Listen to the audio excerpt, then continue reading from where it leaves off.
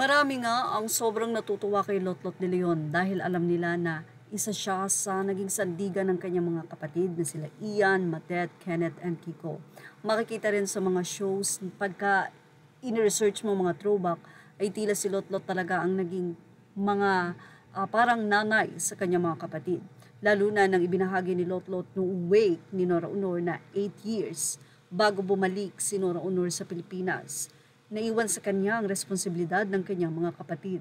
Kaya ganoon na lamang ang pagmamahal ni Ian de Leon sa kanyang ate, na tila ito na rin kasi ang tumayo bilang nanay niya.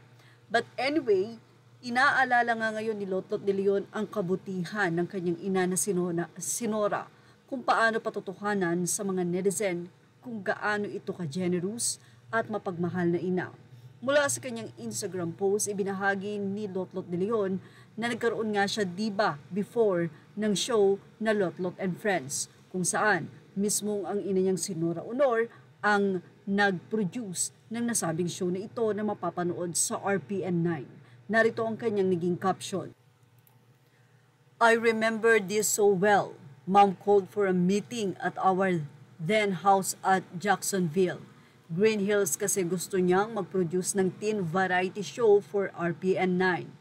Everyone that worked behind the scenes were her most trusted, that also worked with her in the Superstar show.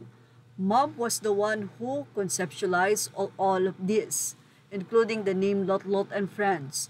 She was excited and she wanted me, Ian, and Matet to be the frontliners, including my cousin Ate Marilyn Villamayor. The show went on for a couple of years, till I had my baby Janine. This show brings back so many good memories, a lot of training and experience, which I carry to this day. Thank you, Mommy, for always believing in me.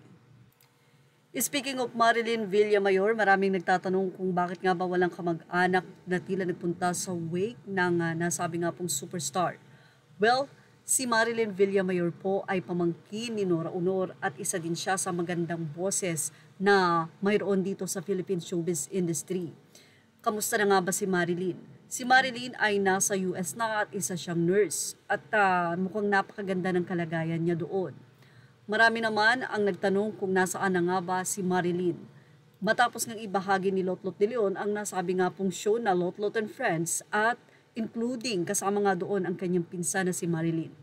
Dito makikita ang pagkanta ni Marilyn sa US.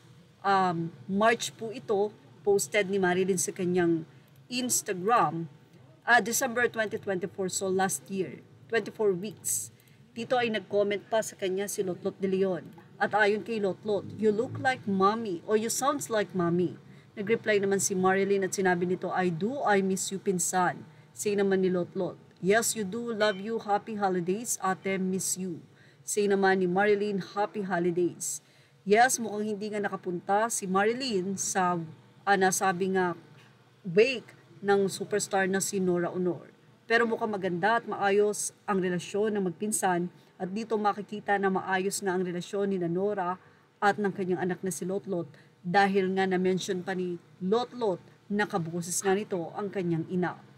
At yan ang ating Showbiz Snap update. Thank you for watching. Images are all credit to the rightful owners. Please like, share, and subscribe.